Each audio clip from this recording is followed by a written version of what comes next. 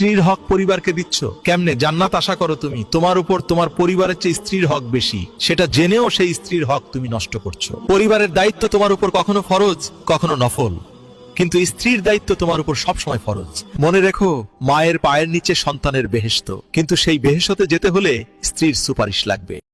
স্ত্রীর হক পরিবারকে দিচ্ছ কেমনে? জান্নাত আশা করো তুমি, তোমার উপর তোমার পরিবারের চেয়ে স্ত্রীর হক বেশি, সেটা জেনেও সেই স্ত্রীর হক তুমি নষ্ট করছো। পরিবারের দায়িত্ব তোমার উপর কখনো ফরজ, কখনো নফল, কিন্তু স্ত্রীর দায়িত্ব তোমার উপর সবসময় ফরজ।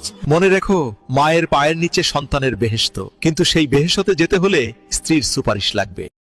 স্ত্রীর হক পরিবারকে দিচ্ছ কেমনে? জান্নাত আশা করো তুমি, তোমার উপর তোমার পরিবারের চেয়ে স্ত্রীর হক বেশি, সেটা জেনেও সেই স্ত্রীর হক তুমি নষ্ট করছো। পরিবারের দায়িত্ব তোমার উপর কখনো ফরজ, কখনো নফল, কিন্তু স্ত্রীর দায়িত্ব তোমার উপর সবসময় ফরজ। মনে রেখো, মায়ের পায়ের নিচে সন্তানের বেহেশত, কিন্তু সেই বেহেশতে যেতে হলে স্ত্রীর সুপারিশ লাগবে।